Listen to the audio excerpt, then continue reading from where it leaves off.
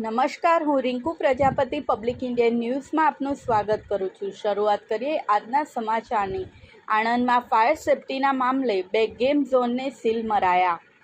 આણંદ શહેરમાં આવેલા વિવિધ ગેમ ઝોનમાં રવિવારે વહીવટી તંત્ર દ્વારા ફાયર સેફટી અને એનઓસી અંગે ચકાસણી હાથ ધરાઈ હતી, જેમાં સોજિત્રા રોડ પર આવેલા મારુતિ સોલારિસ મોલમાં આવેલા ટાઈમ ઝોન ગેમ ઝોનમાં ફાયર સેફટીનો અભાવ અને ફાયર એનઓસી ન હોવાથી તેને સીલ મારી દેવાયું હતું। તેવી જ રીતે કરમસદના શાન મોલમાં આવેલા ગુગલી વુગલી ગેમ ઝોનમાં પણ ફાયર સેફટીનો અભાવ જોવા મળતા તેને પણ સીલ મારી દેવાયું હતું।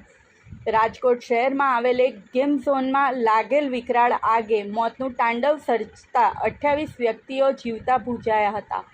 ફાયર એનઓસી સહિતની મંજૂરી વગર ધમધમતા વિવિધ એકમોએ તંત્રની પોલ ખોલી છે, ત્યારે રાજ્યભરમાં થયેલા આદેશને પગલે આણંદ જિલ્લાના વિવિધ મોલમાં આવેલ ગેમ ઝોનમાં ફાયર સેફટી અંગે ચકાસણી હાથ ધરાઈ હતી।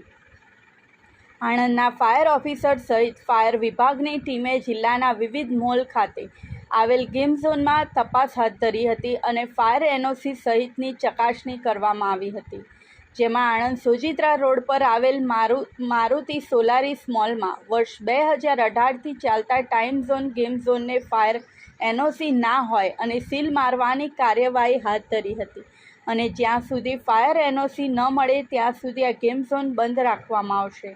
ઉલ્લેખનીય છે કે મારુતિ સોલારિસ મોલમાં ફાયર સેફટીની સુવિધા છે, પરંતુ ટાઈમ ઝોન ગેમ ઝોનમાં ફાયર સેફટી ન હોવા અંગે પૃચ્છા કરતાં જાણવા મળ્યું હતું કે પહેલાં કોમન ફાયર સેફટીની સુવિધા હતી, પરંતુ હવે જે તે એકમ દ્વારા અલગથી ફાયર સેફટીની પરવાનગી લીધા બાદ પુનઃ ગેમ ઝોન કાર્યરત કરાશે।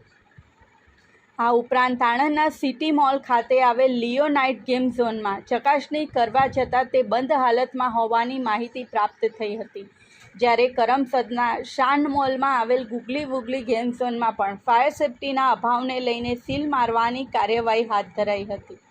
આ સાથે આજના સમાચારને અહીં સમાપ્ત કરીએ છીએ।